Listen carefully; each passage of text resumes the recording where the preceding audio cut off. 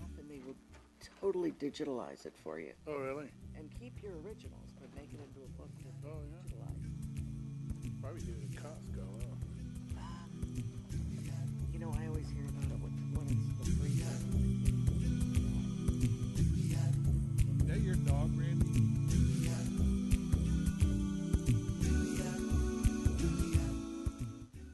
Was he alive? Flash the dog.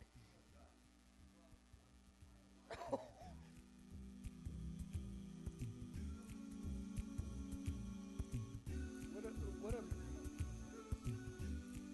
you're naming that meathead?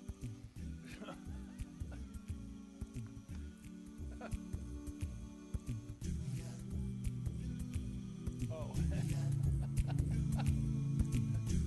Okay. Oh yeah, that's right. We don't have Cliff, huh? Yeah. Okay. All right. So call to order. Roll call, please.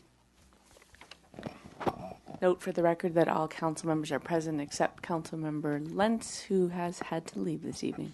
Okay. Brings us to item 3, which is new business with 1S. So item A, authorize chairman to execute ground lease with Superior Info Management Incorporation to create a no cost to the city 2 electric vehicle charging stations in the shared use parking lot near Marina Harbor Master's office. So, Randy. Yes, sir. Welcome back. And you'll have to apologize to me if I forget your titles in the new role that we have just recently come back into. When we first started with this, it seemed like a really simple issue until Monday afternoon when we started getting information from the Department of Finance about who the agency was and who's going to own it. So the staff report, reflects that. This was late last week when we had to completely redo it. So it reflects that this is the successor agency. It reflects the fact that we had to have the oversight board's initial approval on it, and that ultimately we're going to have Department of Finance's approval on it. I think at its core, though, it's a relatively simple concept. It strikes me that out at the marina, we presently, and probably for the next few years, have a great excess capacity of parking spaces out there. We also happen to have a renter, a boater, who keeps a vessel in one of our slips out there. He lives out of town, but he's here periodically during the month to do business, and he owns an electric vehicle. And he thought that it would be fabulous to put an electric vehicle charging station out there. He thought that he'd be more than happy to pay 100% of the cost of that and not charge the city, not pay anything. All he's asking for is that we lease to him 3 parking spaces so that he can put in something similar to this. It's my understanding this is the company he's presently in negotiations with, is ChargePoint. So it would be a charger that looks like something like this. It's not a high-speed charger or a fast charger along the lines of what you can get for a Tesla or something. This one that he's looking at right now gives you about a 20-mile charge in an hour. So that's the type of charger that he's looking at putting in there. And the arrangement that we've worked out with him, at least in the agreement that's before you that City Attorney Kalb wrote, is that we grant him a lease for 10 years for 3 parking spaces, and he pays us $1 a year. And then what we do is we keep track of his total installation cost, his annual cost, and the accumulation of the annual income he accrues from that. And if during that 10-year lease period it ever gets to a point where it's a positive, where he's recovered all his initial costs, then we get to share in that 50-50. So I know, and I do know that a number of the council members had questions on that. So what I'd like to do is just stop now and let the council ask their questions of myself and David. Okay. Terry, you want to go first? Thank you for adding the photo of what is sort of the concept of the unit. Yes, ma'am. I think that really helps to have a visual. I had some questions about the actual business model, which may not be too relevant for this discussion tonight, but it did give me some concerns when I started looking into how other cities and municipalities have been getting charging stations into their areas, and I think it's great to have, but there was, a lot of questions about, the rate of how much electricity is actually being used and how they charge for it, and how it becomes a business model that's worthwhile. And so my one concern, one of my concerns, since we need to be very careful that we don't go outside the bounds of what the Department of Finance is looking for, and as far as income back from former redevelopment agencies, is while with this, the thought would be that once he's recuperated his costs, then we'd be in a revenue sharing program, but he would be using that for his personal vehicle during that time, and would he be paying for his services or just getting to write off all of his service or his benefit against the cost of installation? I looked online, and to see who had charging stations in the area, and there's one out at South City Scavengers. There's a couple here in town that belong to, I guess, like a sharing, where they plug other people can come plug in from their personal one that they've, if you're part of their membership. It looks like online. There's 2 here in town. There's several out in Oyster Point and at that area. So it had me looking at how this would be beneficial to Brisbane and to our residents. I think it is nice to be able to have it there for the boaters or for people who are coming to go for a walk, or to be value added to the area. I did have concerns, just like when we were talking about the fiber optic line and who's going to be responsible. And one of my concerns was that if some sort of development takes place out at the marina, where the Opus property, the parcel S, I guess, got developed or used for a park, or we decided to do some sort of transfer of one development area from another, who would pay to move this to a different parking place? Would that be our responsibility, or would that be the leasee's responsibility? And that's not spelled out here at all. And so that was one of the bigger concerns I had, just like on page 12 of our other report about the junction box. If we ever said it was in our way, they'd have to move it. And that's not written into this lease that I can see. So that had some concerns for me. Can I just quickly Sure. get a clarification when you're talking about the Opus property?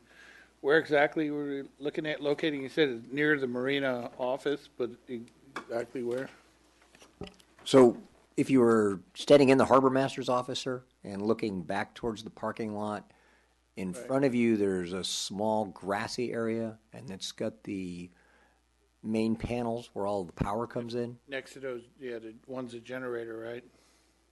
Yes, sir. There is a generator. Okay. There is a standby generator there as well. So that was part of why we selected that spot, and selected it obviously in coordination with the proposed tenant, because then that way he has the least cost of installation, because he's got to run cables to it. I appreciate what Councilmember O'Connell is saying about concerns about relocating it, but I think it strikes me as a little bit unlikely that we would be relocating that facility. All of the electrical facilities there would have to be a pretty major development operation that we're getting ready to do to justify the cost of that, because to run that power somewhere else and underground at all would be very expensive for the city, and those are all our facilities there. Well, I guess my point is Opus Development wouldn't even be encroaching into that, would it? There may be a scenario that it could, sir. I'm not sure. I think the development we're talking about is parcel R, is the restaurant parcel. It's the raised parcel that overlooks, what is it, Docks 3 primarily. So does this outline that portion?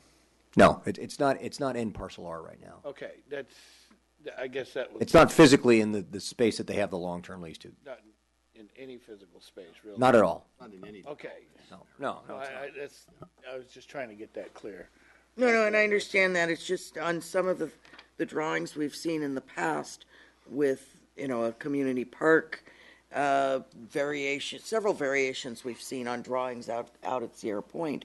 The roadways were all changed and all the, terminus of the Grand Boulevard scheme were all that was changed to a certain degree.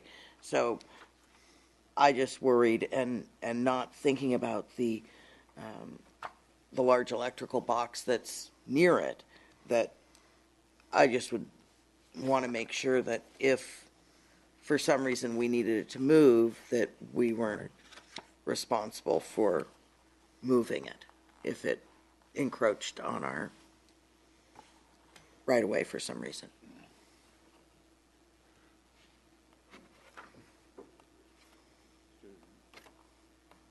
City Attorney.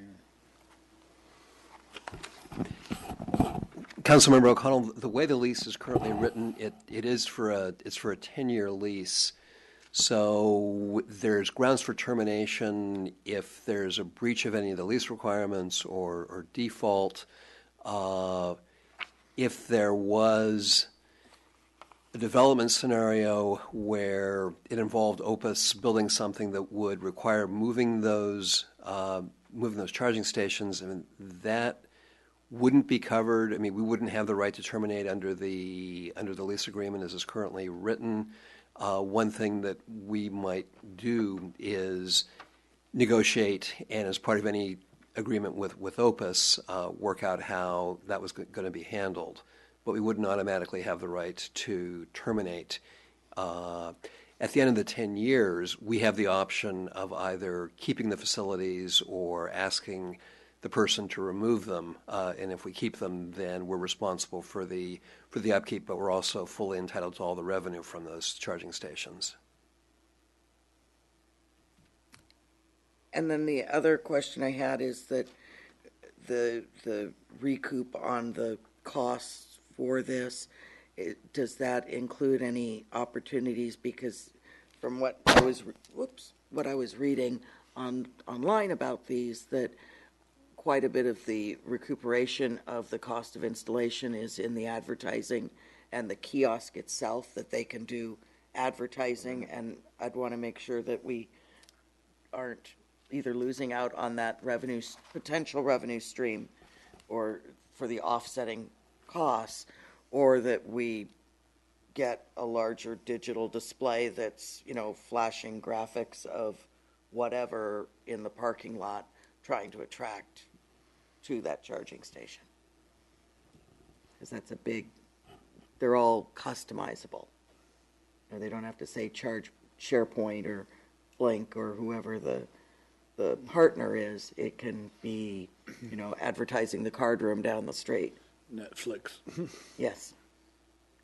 So I wanted to be sure that we had a control over the signage and that part of it. And also any potential revenue gets applied towards that net in cost. We have the right, or planning department has the right to review and approve the plans for the charging station. I don't know if there was any discussion of advertising. I don't think it was contemplated in the lease. So one option would be to simply not approve any charging station that would have any kind of active advertising. It would simply be a charging station, and it wouldn't involve advertising. If in fact there was a plan submitted that included advertising or some kind of a kiosk where there would be additional revenue, then a condition of approval would have to be that the city shared in whatever that revenue would be under the terms of this agreement. Is that the whole top part of many of these units is customizable, and then the LED screen that's there when you go to decide to plug in is also supposedly like a Netflix or a small, computer screen that. And Probably has wireless capability, Randy, or something like that, or Wi-Fi. I don't know the answer to that specifically, sir. I do know from looking at the agreement, it does say that the ultimate site plan that they're going to submit is subject to design review approval by the planning director.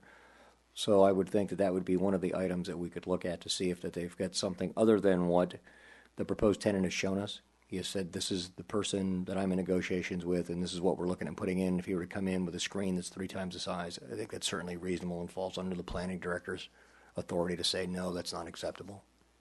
Yeah, and I think Terry's point is that the revenue side of it, that they could plug in, whether they use a flash memory or something like that, or it's a Wi-Fi where they can sell advertising on the screen at a flash, Oh, yes, sir, and I think that's, I don't know, David may have a different opinion, but I would think that the language is pretty general. It says that the revenue and the cost, and to me, that's revenue. And I know there was another question asked, and I'm not sure if it was Councilmember Liu that asked it or Councilmember O'Connell, but there was a question asked about, well, what if the tenant comes in and he asks and he, charges his vehicle, is that something that he can just write off? Well, no, that's revenue. If he's plugged into it, it's revenue and he's generating, and he may write it off against his corporation as a cost of doing business, but to us, it's revenue, and then as we audit his records, we're gonna look for those things and say, well, where's this?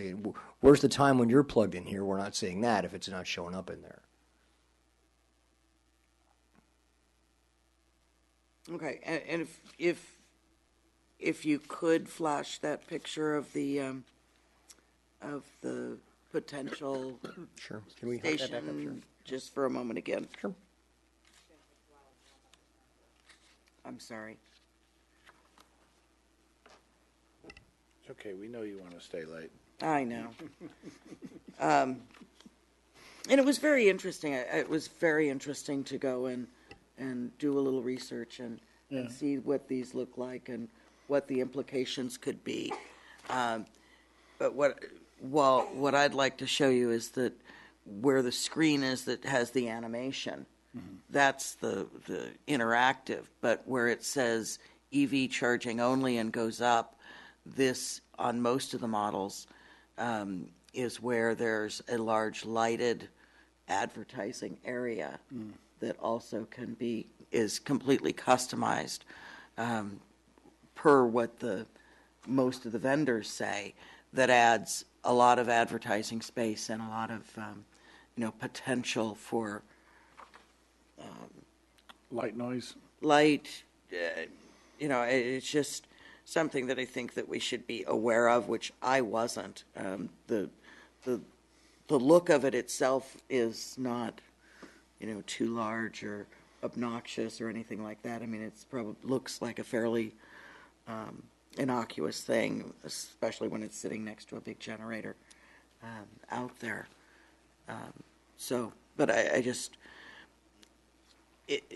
doing the research, it did have a lot of information about what would make it worth putting it in, and quite a bit of it was about the advertising revenue, besides the social equity of having it at your business where somebody can do a quick charge and knows that you're a green person, and you get that cachet for saying, oh, I've got a charging station outside of my restaurant or my marina or my hardware store. So that it gives you a positive branding. Most of them, it appears, have gone into once they're installed, you share it like a car sharing, where you pull up and you put your credit card in, and if you're part of the network, you get it cheaper than if you're not part of the network. And so I don't know how he'd set up his business model, but that's just interesting to see how they're making it to be able to install them. The city of San Francisco installed them with a federal grant. Whether it was full grant or matching funds, I don't know. But a lot of the apartment complexes and things are putting in charging stations in San Francisco, and you let your residents charge for free and you charge public to use them. Mm-hmm. So it was just very interesting to see, some people would get a free charge because they're part of a membership.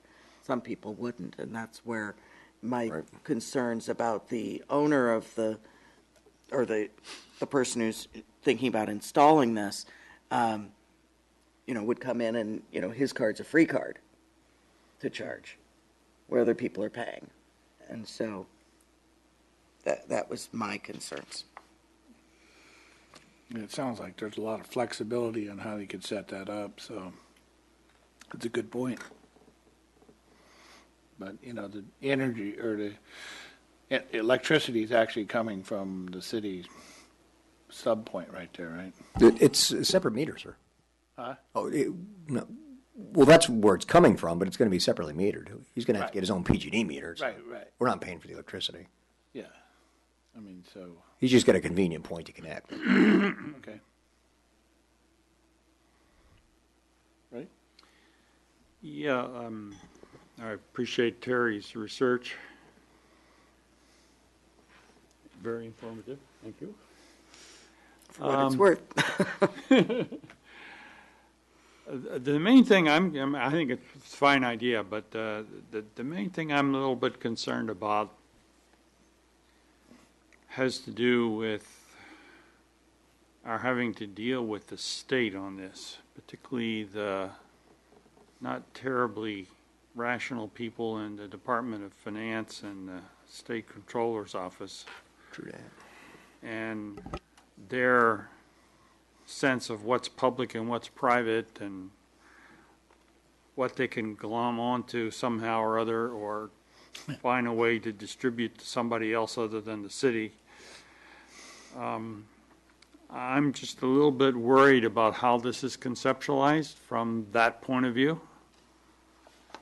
The idea that there's revenue and then maybe it creates a surplus and then the city shares in that, but not the underlying agencies. And until we actually get approval of the transfer to city ownership, which we don't have yet quite, as I understand it, it makes me kind of nervous to put a red flag out there. It just gives the people in Sacramento something to glom onto. And that's the last thing we want to do, because I think the redevelopment property that's the most vulnerable is this so-called shared marina parking, even though I don't know who the hell would buy it, but I still think it's vulnerable in terms of the potential for the challenge of the state level. So, and I'm getting most of this from what I've heard from Stuart and some of the interactions that he had with some of those people up there, and I'm a little bit worried about it being conceptualized as kind of a business that we share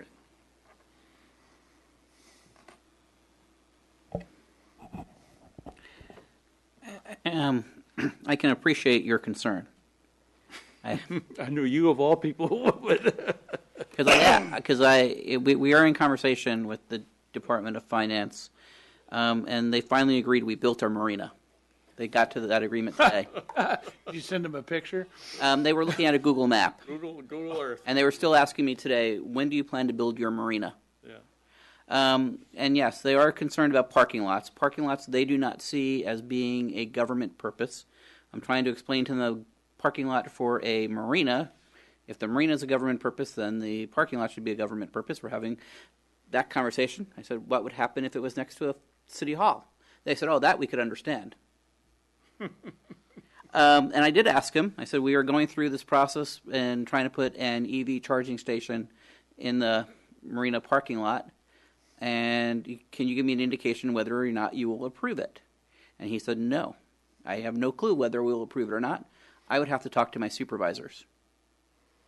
I said, well, have you approved other things like this? I said, it's only for $1 a year. How about if I put the dollar in my ROPS? And he says, I don't know. So yeah, I understand the frustration, the concern. He did say that as long as you're expecting that that the lease would transfer to the city when it got if the parking lot was considered part of the city. I said, well, of course it would. I don't know where it's going. I don't know when they'll be done. I think the person who is working on it doesn't know what he's doing. I wouldn't say that because he might be listening. I think he's very talented at what he does. I just don't think he understands what the rules are, nor does the supervisor. So yeah, I agree that that's a concern, but I don't think the indication from the Department of Finances, it should not stop us from doing what's right. And I think putting a charging station there is right. Worst comes to worst, it will be $1 that would go on the ROPS, and it would reduce the overall cost on by $1 from what we would get. Or just to correct, or not correct, but just to clarify the statement you made, it's not, the Department of Finance is not going to approve or not approve an electric station. They're going to approve what happens with the revenue. Yes. Right. And They would prove whether or not that's a proper use for it, I think. Right. So they'll spend $100,000 to figure out where that buck goes. Yes, they will. Well, I'm not so much concerned about the book. I'm more concerned about the idea that revenue would be generated and eventually it would produce, and the word profit is used, which I think is inappropriate. It should be just surplus over cost, and then that sort of makes the city and somebody else operating a business, and looks like a commercial business, and it's a small little dinky thing, and we think no big deal, but these people up in Sacramento can do the damnedest things, as we know. So I guess it just seems to me it's unnecessary red flag. I mean, it's something that we're talking about 10 years from now, and I don't know. I think we'd be safer if we didn't have that kind of approach in there. The problem is that when is the state going to work its way through all this? We could be having this conversation 5 years from now. Yeah, I know. But it's such a small amount involved, why raise a red flag? I guess that's my... Are you suggesting just not having just having it there, but with it not having the $1 a year lease? No, the $1 a year lease is okay. I'm talking about the Revenue sharing ultimately, that part of it. Just eliminate that? Yeah, because that makes it seem like a business. I mean, I think if the city were to install this as public good, and have a EV charging station, whether it be at the marina or anywhere else, I think it's a good idea, and it shows the right progressive attitude that we'd want to have. But it does worry me a bit on being the police dog, this contract being the police dog of whether this is revenue generating or when it gets to the revenue generating process, just because of the former redevelopment agency and that problem. I mean, I think installing them is a good idea, and I don't know how much use other charging stations get that are over at by Oyster Point or at the Scavengers, or if it's more of a courtesy at that point for them, for their employees. I think the easier thing to do is just, give the lease for a certain period of time and then say, okay, after such and such a time, we'll negotiate a renewal. That could make more sense. Well, that's 10 years. That's what he estimates that he would recoup his cost would be 10 years. And the revenue sharing wouldn't start until then anyway. Anyway, right. Is that, Well, theoretically, it could start before that. I don't think Yeah. there are very many of us that believe it's going to happen before that. I don't think that the proposed tenant would object to taking out the revenue sharing portion of it. I think he'd be just tickled pink with that. Right. But if that were the case, then we would want to make sure that it wasn't a giant advertising kiosk. We could still do that. We could still do that under the planning director's review, ma'am. Okay. And then I think, I mean, again, for David, I think that we can still say, I imagine that the $1 a year was put in there to make sure that we're not giving up the public good. Yeah, but I right. think we can say that there is a public benefit to having something environmentally friendly, Right. such as this out there, and we're simply facilitating that. Right. Right. You know, Exactly. if it's not that his personal cars just park there the whole time, and Right. I mean, but again, I don't know how he's. Doesn't matter if we don't do the revenue sharing. Right. He can set up his business model any way he wants, just as long as address the advertising, right? 10 years it'll be obsolete anyway. Right. Yeah. But to say it's for public good if it's not I'm not- available to Okay. the public. Okay. Okay. All right. Okay. So, as an owner of an electric vehicle, I'm pleased to see this on the agenda. I do see there are issues with the contract, and the location is interesting. You know, I'm not sure how much use it's going to get, but I hope that people would go there, because when you see charging stations, they're usually in places where, you know, in shopping malls or hotels or in front of Walgreens, places people would otherwise go to, and it sort of draws them in.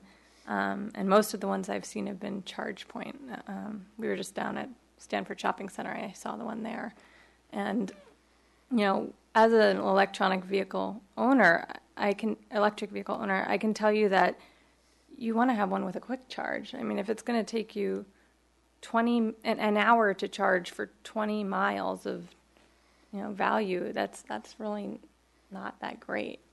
The quick chargers give you a full charge in an hour, which can give you like 80 to 100 miles. And that's a much better bang for the buck. So I hope that this tenant would seek to get a charging station that has the option of both the quick charge and the trickle charge, I think they call it. Because people are not going to sit around the marina for hours upon hours for their vehicle to charge, especially if there isn't anything. Unless they're boat owners. Right. Well, you know, that's probably a matter of cost too, you know. Right, the installation cost. The capital cost. So I'm Yeah. sure it's a significant amount because it depends on how that's transformed in there on the current. Randy? Right. Well, I would certainly suspect that's the case, sir, and I think while Councilmember Liu brings up some good personal experience, I think that the retail type examples that you're experiencing are not an apples to apples comparison to what's going to happen out at the marina. I think with the marina, you are either going to see people who are boaters and who are out there for an extended period of time because they're visiting their vessel or because they're going out or because of the nature of the office park that we have out there. You're going to find people who are out there who are employed for 8 hours. So charging their vehicle and then walking over to one of the buildings makes sense, which absolutely I agree with you would not make sense if you're at the Stanford Shopping Center. You're not going to get down there and go shopping for 8 hours. You're going to go in and do your chores and come back. So that model may work here, and I think part of the challenge we run into here is that we've got a party willing to do this, but he's willing to put in his money. It's not our money, it's his. And he's willing to do it, and he's trying to work out what the business model is that makes sense. So, I mean, I appreciate what you're saying, and certainly the fast charger, the Tesla-type superchargers certainly make a lot more sense. And I'm just very confident that the individual is working out his own business plan and trying to find a way that he's going to make some money back or at least recoup his costs over the decade. Sure. And, you know, Councilmember O'Connell had mentioned the signage.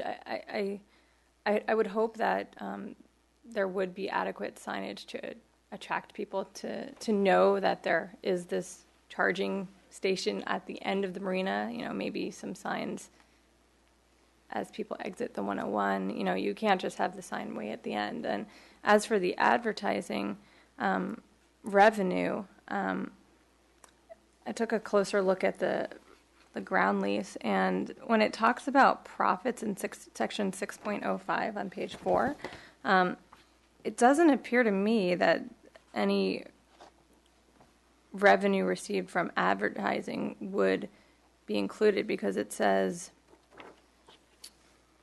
the intent of this provision is to ensure that any eventual profits realized by tenant as a result of consumer use of the charging stations.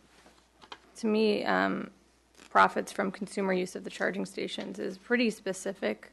It's the cost or the revenue that ChargePoint or another vendor would receive from consumers charging. It has nothing to do with advertising. And in fact, I think, if I'm thinking about it correctly, ChargePoint would be paying another, or I guess it would be a third party that would be paying the advertising cost to advertise, and so that wouldn't be coming from the consumer. It would be becoming that revenue would be coming from an advertising company, right? So I'd love to have the advertising revenue come in, but it doesn't appear like it would under the terms of this agreement. I was looking at what would happen at the end of the 10 years, and it seems very beneficial to the city that, they would have the option of we would have the option of keeping the equipment and then reaping all the benefits of, all the revenue, not just sharing it 50-50. So that would be a good thing. Of course, it would be offset by the maintenance and operation costs, and I assume that we would also have to obtain some insurance. But one minor point, and I pointed this out to the city attorney and the city manager, the arbitration clause in section 18.01 mentions San Francisco County. What page is that? On page 9. And usually you want to have an arbitration clause that is in your county. So I would recommend that be changed to San Mateo County, because you want the arbitrator to be more favorable to our city, and they're more likely to be favorable if they're in our county. That would be one suggestion. And do we know whether this individual intends to use one or both of the charging stations, or whether they will be leaving the other one open for public use? Does he own an electric vehicle himself? Is that something? Yes, he does, ma'am. Okay, just one though. But he wants to have the other one open. I'm not sure if he has a fleet of them or not. It was my understanding that when he specifically asked for 3 spaces, it was because he needed enough real estate for 2. And in our conversations, it was that he was hoping to generate some offsetting income by having another space available. Okay. Right, and the way the chargers are set up, I guess it's one station for 2 cars. So if you're going to do one, you might as well do 2. Two. Ma'am, you may know better than I do, because I don't have an electric vehicle, but that's certainly what the photo looked like in there. It looks like it's kind of set up in the middle, and that you can grab either one of those handles and drag it out to your car. Right. Okay. So yeah, I would think with respect to the revenue discussion we were having earlier, I think having the revenue provision in here is fine. At least there's a possibility that the city could in the future get the revenue, if it gets transferred from the successor agency, rather than, I don't see any risk or any downside. If we don't put it in, then we don't get any revenue. But if we do put it in, then we possibly down the road could get some revenue. Plus, the individual says that he doesn't expect to receive any revenue for at least 10 years, and hopefully we'll have an answer from the Department of Finance way before then. You are optimistic. Department of Finance before 10 years. Yeah, I guess I see it differently. And you're presuming some kind of rationality in Sacramento, which I don't perceive. And so I think, the small amount of potential revenue or, the whole thing is a red flag, and they might decide that, we have no right to this. It's, we ought to find some way to sell it to somebody.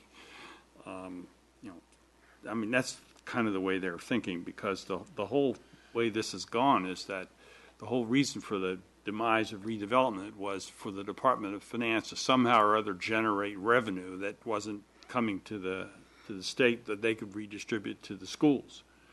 And it turns out that they're not getting anywhere near the kind of revenue that they were promised with this horrible disruption of a structure that's been in place for decades. And so now they're just struggling to any way possible to get a penny out here and a penny out there, and if they can find an argument that this is not public and the city shouldn't own it and we shouldn't get any money from it, blah blah blah and so forth, that's all possible for them to intervene, and they have the sovereign right to do whatever the hell they want.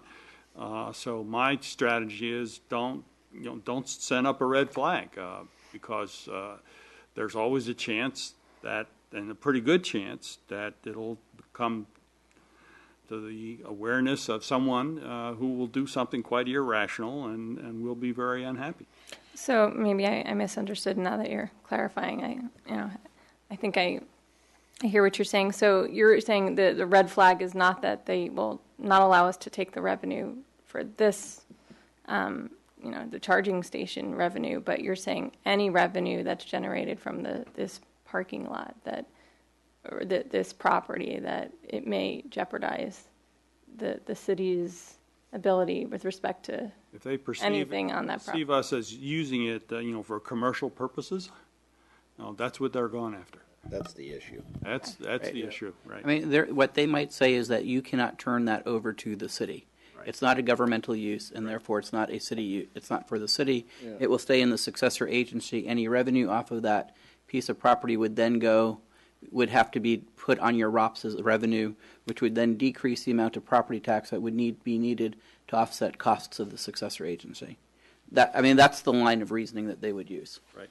Yeah, straight up, your argument is rational, Lori, but it's when they're still asking questions like, when are you going to build your marina?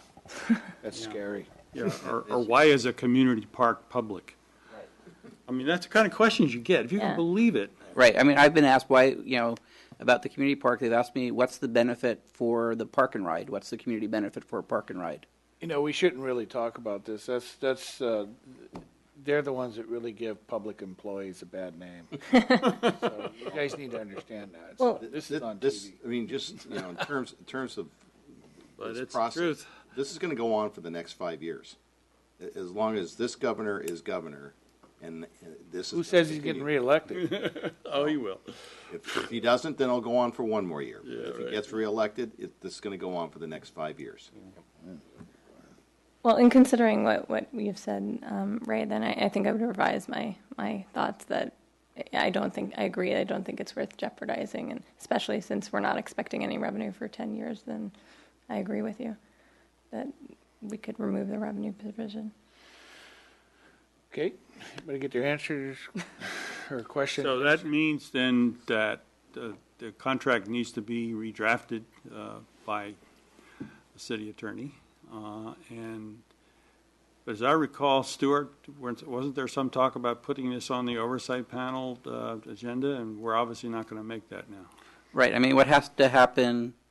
If this comes back to you on the 3rd, you can still make the February oversight board. Can we do that? Or not? I think they can just give the city attorney direction. Or that. Yeah, I think we've got all the direction we need. You've asked us to remove the revenue sharing clause, and you've asked us to change the arbitration clause to say San Mateo County. Right. Right. So if you do that, we just bring it to the oversight board as redrafted. Okay. For them to approve it, we would then send it on to the Department of Finance. Right. That would work. Okay. Okay. Item B, consider approval of minutes of November 18th, 2013. So the other item was a motion and approval somewhere in there, sir, to change that? I think the clerk and I are just kind of... Do we want a motion to do that, what you just said? Yes, sir. So are we reasonably, You want to approve it as amended, I think. You want to make a motion to approve the agreement with the two specific amendments that you mentioned. Okay. are Well, we, why do we need to do that if we're going to bring it back on the February 3rd? Because then you don't need to. You don't need to bring it back to February.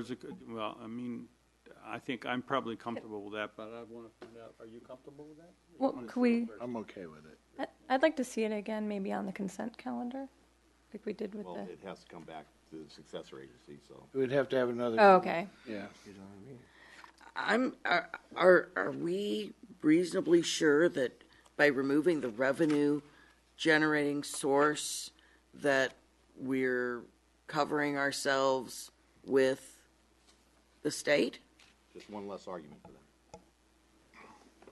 You can never be sure what they're going to do, but I think it at least removes what I would perceive as a red flag. Certainly removes that argument. And in terms of, for Lori, I mean, if you want, maybe what we can do is just redraft it, put it in your boxes. If anybody's got some concerns, we can always put it on the agenda before we move forward with it. Just handle it that way. That'd be fine. You okay with that? Sure. Okay, so back to item A. We have a motion to approve the amendments Approve the And the contract contract. as amended. as amended. And that means taking out the revenue sharing part, changing the arbitration. Anything else? No, sir, those are the two action items I have. Okay. All right. That's So a it's motion. Do we have yeah. a second? I'll second it. Okay. Any further discussion? All in favor? Aye. Aye. Opposed? Okay. Thank you. Item B, consider approval of the minutes in November 18th. I would be prepared to move approval, but I have one suggestion. And this goes back to what Randy was saying, the different hats were different roles or whatever. We probably should be called agency members, not council members. Right.